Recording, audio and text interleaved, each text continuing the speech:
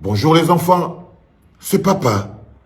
Mon mur est un asile psychiatrique à ciel ouvert et ma salle d'attente est toujours bondée.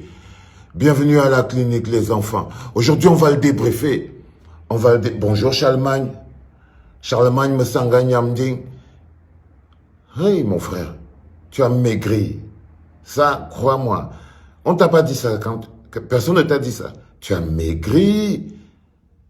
Quoi, ce sont toujours les 4 heures d'interrogatoire d'hier, là. Les gars, ils t'ont musclé le truc, hein. Je t'ai vu, tu es sorti de là. Tu avais vraiment perdu du poids. Quand j'ai vu ta gueule, tu parlais, j'ai dit, le père s'il est en train de lire l'heure. Ils vont te faire lire l'heure, n'est-ce pas?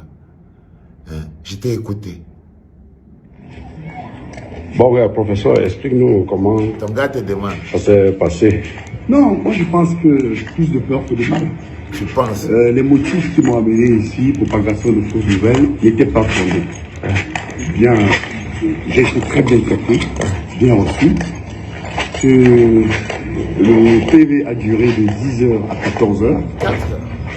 Tout s'est bien passé, mais en réalité, je ne comprends toujours pas le fondement de cette convocation, même si on m'a dit qu'on ne m'appelait pas comme prévenu et qu'on voulait tout simplement plus ou moins m'attendre en réalité comme témoin sur certains points.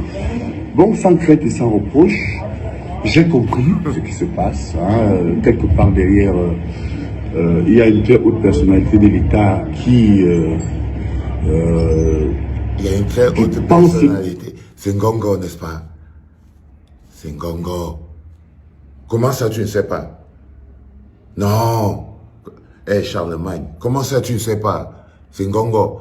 C'est Ngongo. Tu as dit la dernière fois que si jamais Ngongo, il t'arrive quelque chose, c'est Ngongo.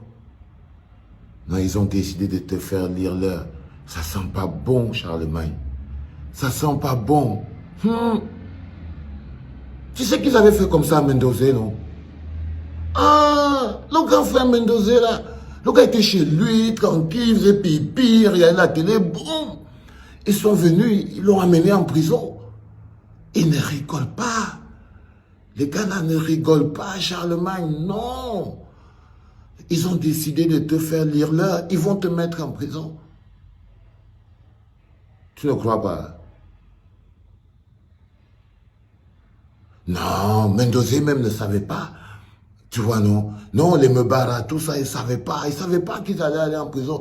Le gars était chez lui, tranquille, il faisait pipi, et puis après, boum, la police est venue, on l'a embarqué et tout. Il n'y croyait pas.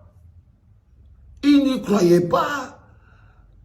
Au début, là, quand il était en prison, mais c'était tranquille, hein, c'était toujours Yafé en prison, quoi.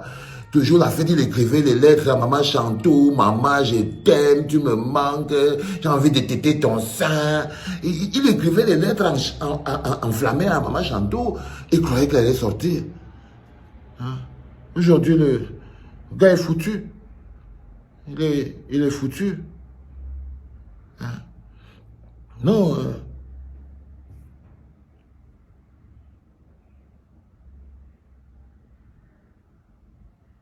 Si tu pars en prison. Non, non, non, non, non. Je ne pense pas. Je crois qu'ils vont te mettre en prison, Charlemagne. C'est vraiment ton tour de lire l'heure. C'est-à-dire, je suis sûr et certain qu'ils vont te mettre en prison. Ils sont fâchés. Ils sont fâchés. Tu es la prochaine victime des réseaux. Hein? Ça ne te fait pas rire. Je sais que ça ne te fait pas rire, tu veux que ça me fasse quoi? Non, non, si ça ne te fait pas rire, c'est ton problème. C'est ton tour de lire l'heure. Quoi, si toi tu as envie si j'ai envie de m'amuser, toi tu ne t'amuses pas? Non, non, non, si tu veux ne t'amuse pas, Charlemagne. Moi ça va, toi tu vas lire l'heure. Au calme.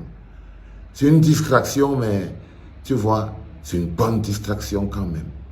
Allez les enfants, on est toujours en restriction. Pascal s'apprête à lire l'heure. Partagez, s'il vous plaît. C'est pas un gros travail. C'était papa.